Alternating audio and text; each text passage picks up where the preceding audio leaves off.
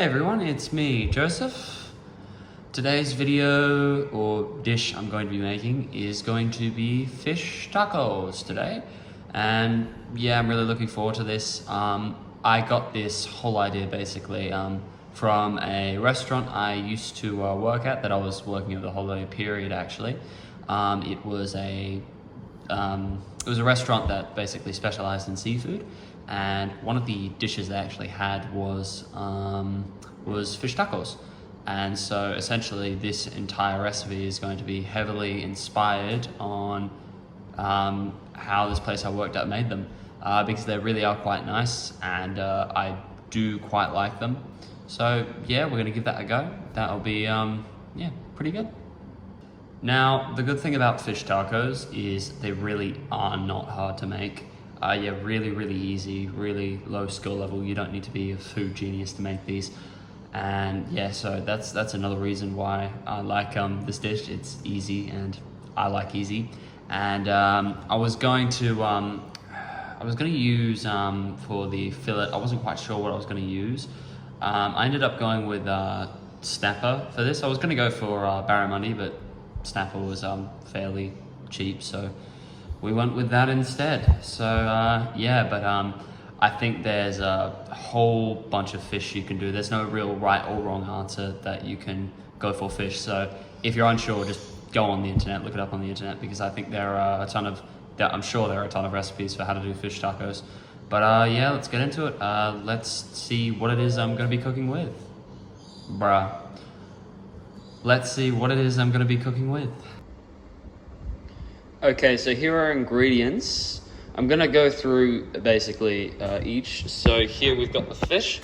I'm using snapper, but again, you can use any fillet. Just look it up on the internet. But snapper, I mean not snapper. Yeah, well, yes, snapper's a good fish. Eggs. Got some flour, some panko breadcrumbs. I really do recommend panko breadcrumbs for this. You can use normal breadcrumbs, but panko breadcrumbs do take the fish to the next level. For our slaw, we're going to use half a cabbage. You can use a white or a red radish. Cabbage. You can even use both if you'd like to. That does make it more colorful and does make it look better. I'm using a mix of rocket and spinach, a couple of carrots, some wraps, obviously, and then for the top egg, some aioli, and just squeeze some lemon on the top. So yeah, that's what we're going to be doing, and I'm going to start it off with the slaw. Okay, so to start us off, I'm going to start with the cabbage. I'm just going to chop it and, sorry, not chop it, I'm going to shred it.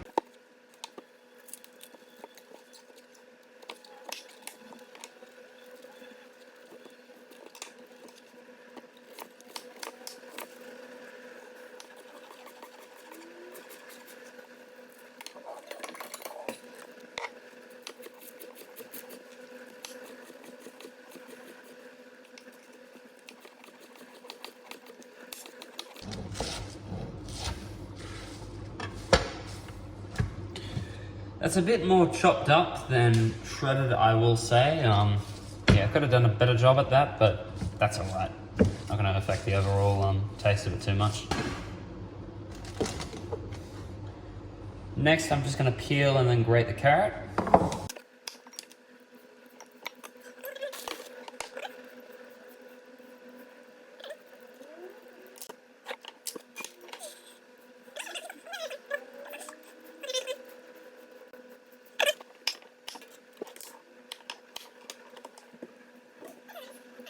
Shit, I need a bigger bowl.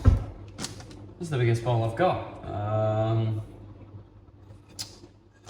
Hold up. The reason I'm grabbing this new dish here is because I thought this bowl would be big enough, but it's really not. And you know, you want a bit of space when you're mixing your slaw together. So yeah, again, I'm just using what I have, but it'll be fine.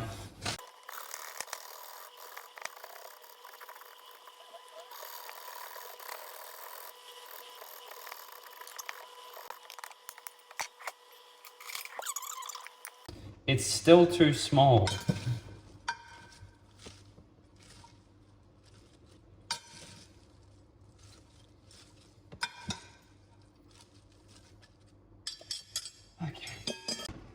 So as you can see, I have yet another tray because this tray is too small.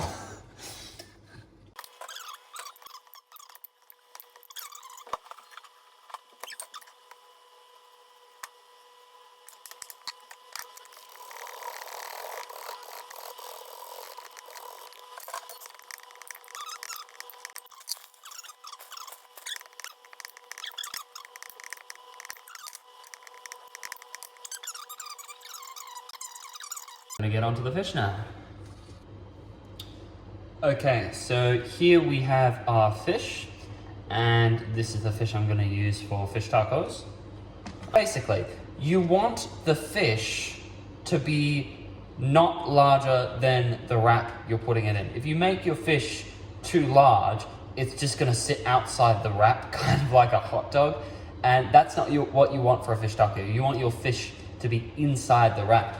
So I know that's obvious, but just make sure to keep that in mind because it's just a really awkward eating experience. Like, you do not want a hot dog, you want a fish taco.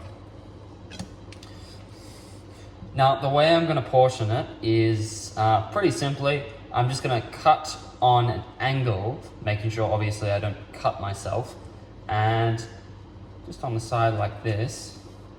So I get a piece of fish that's both fat and wide enough.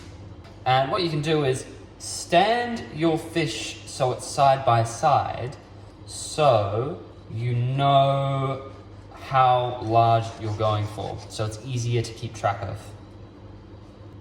Okay, so now what I'm going to do is I'm going to get my crumbing stations ready and I'll be back with you. So just starting off with our flour.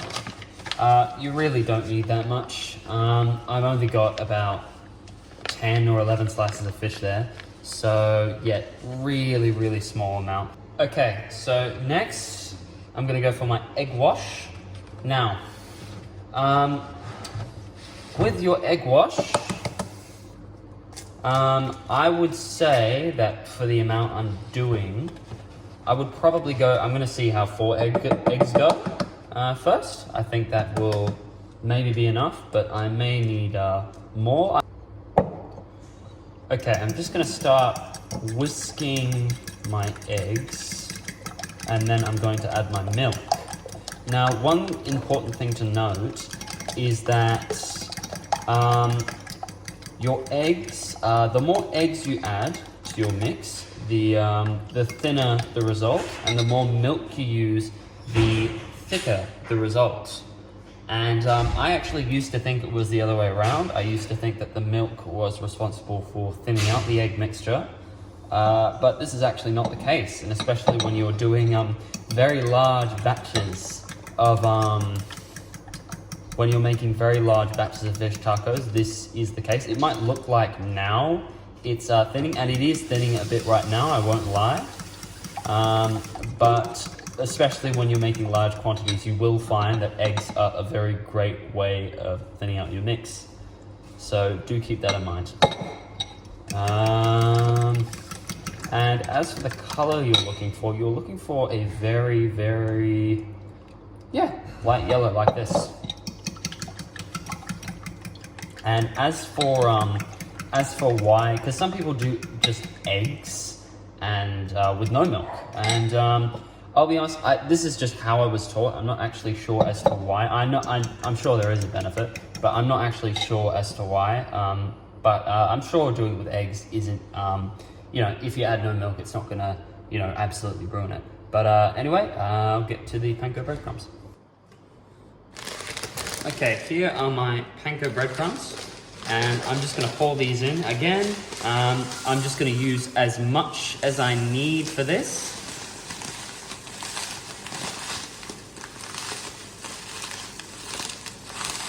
We'll start with that should be plenty. And what I'm going to do is I'm going to blend the crumb to make it finer. Now, the reason I do this is because I want the crumb to be more even on the fish. When it's in this, when it's in the state it's in now, it doesn't quite, like it gets most of the fish, but doesn't cover all of the fish. When you get a finer crumb, that means you're going to get it more evenly all over the fish. And that creates a better, more crunchy result. So give this a try, it does actually make a difference. Our end result we have here is, as you can see, it's very powdery. It's very, very powdery. Now, this might look deceiving at first. You might not think that this is going to crumb the fish properly, but it will. It really will. It will make a serious difference. Now let's get to actually crumbing the fish. Now we've got our stations here. So in order, you're going to do your flour first, then you'll do your egg wash, then your crumb, and then you're going to place it in a tray, and yeah, that's it. Okay, we are going to now coat our fish. Starting with the flour, we're going to just make sure it's nicely coated in there. Now make sure you get the whole fish, and then make sure you get rid of all the excess flour when it's completely covered in the flour. Because what happens, that excess flour comes off when it's in the egg wash and you've got spots on your fish. And then when you go to crumb it, it's not completely crumbed. So you need to make sure that you do flour on the fish. That's by far the most important step. Then we are going to dip it in our egg wash. And then when you've done that, just make sure that you give it a good shake. Now, I don't have a draining rack, but if I did, this would be so much easier. But if you don't have a draining rack, that's also fine. Just shake off the excess, egg. And then finally, last but not least, ideally with a hand that's dry, you'll want to place your fish in the flour. Not flour, in the breadcrumbs, and just coat it completely in it. What helps as well, just pressing the crumb in, really making sure it's on that fish. And then when it's done, I'm just gonna place it on my little tray here. And I'm just gonna keep going. So I'm not gonna show you guys this because this is boring, but I will show you something extra you can do if you feel like it. Okay, so we've done our first layer of fish. Now, this second step is optional, but I do recommend it if you do have the time. It does not take that long. What we're gonna do is we're gonna apply a second layer of coating to our fish. And the way you do that is you'll just put a fish that is already coated back into your egg wash. And then same thing as before, just shake it off. And then once you've done that, place it back into your flour and just do the same thing you did last time. Make sure it's covered. Make sure you press your breadcrumbs in again, so they're on nice and firm. Okay, so what I'm gonna do now, I'm just gonna heat my fish into my saucepan here, and I'm just using olive oil. It's the only oil I've got access to at the moment, and since I'm not gonna spend money for an oil that's better suited for frying, I'm just gonna go with what I've got. So yeah, I'll give you an update onto how these are going when it's finished and they're all cooked, and I'll show you what they look like.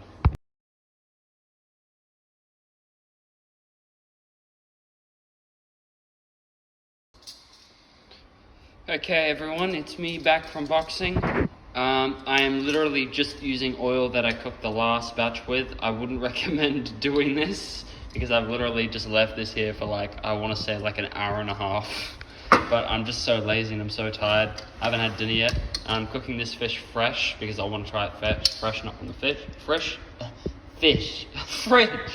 Fuck, I can't pronounce English. Now, this fish is going to cook very, very, very fast.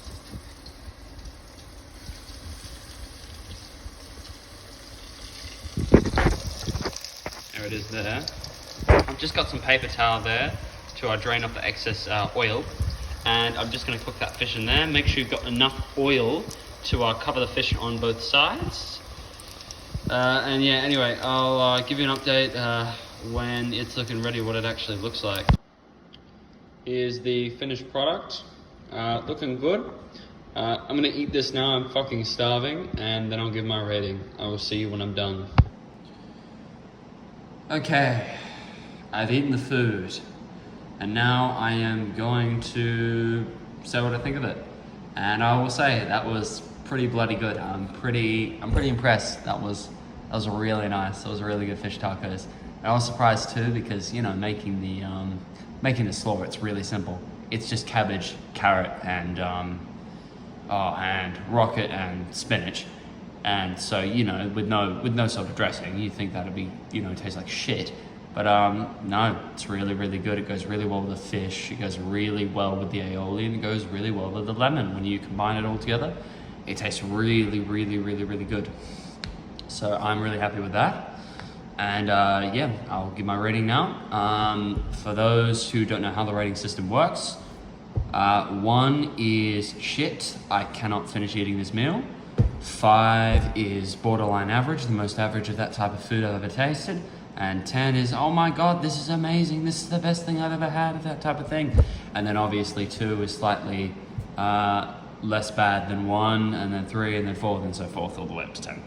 So, what do I give my dish? I give it an 8.5. It was really good, better than the pork. Like, really, really good fish tacos. I just like that. What makes it better than the pork is that the pork is a little strong. This is actually surprisingly nice and light. It's a very different flavor. It's just a really nice fish tacos. It's really simple, a bit more complex than the pork, but takes way less time to make. And for what you get, mate, the result is just, it's brilliant. It's brilliant. I love the flavors there. That's just what an ideal fish taco should be like. If I want fish tacos, you know, I'm just making that. Like, that's just good. And as for my dad's rating, my dad gave it a 10 out of 10. Yes, a 10 out of 10. He said that he gave it a 10 out of 10 because it was really different, and it was it was really good. He wasn't expecting it to be as good as it was, so he gave it a 10, which I think is a bit too high of a rating, but I am not complaining. Now, a couple of things I will say though is that there are a couple of things that you can add that will make it better. The first being pomegranate. I was going to do pomegranate as well in the coleslaw, but there was none at the shops. I don't think pomegranate's in season. We could have bought frozen, but no, I just want to get fresh pomegranate. I haven't tried pomegranate in the slaw with this, but I can just imagine, like, just using my imagination, honestly, that pomegranate would be a nice thing with it. I really think pomegranate would go well with it. And the second thing, which I have tried with it, which I know tastes amazing and takes it to the next level, is pickled red onion is really, really good. So that's another thing that takes it to that next level. And there was this really nice, I did make it once, and it did have a dressing in it, the coleslaw, so that was nice too. I'm sure you could add some sort of dressing to it, but honestly, that by itself, I gave it an 8.5. You do not need a dressing. I'm serious, you don't need a dressing for the slaw. You can just do that, whip that up, you go aioli and lemon, and bang. That just solves it, puts it all together, and bing, bam, boom, boom, boom, it's good. So with that being said, that's it. Thank you for watching if you did. Give this one a try because it's actually really nice, really good, really simple. And do give the crumb with the fish a go as well. Give the double crumb a try if you have the time. If not, I understand. But yeah, I'll see you in the next one. Bye-bye.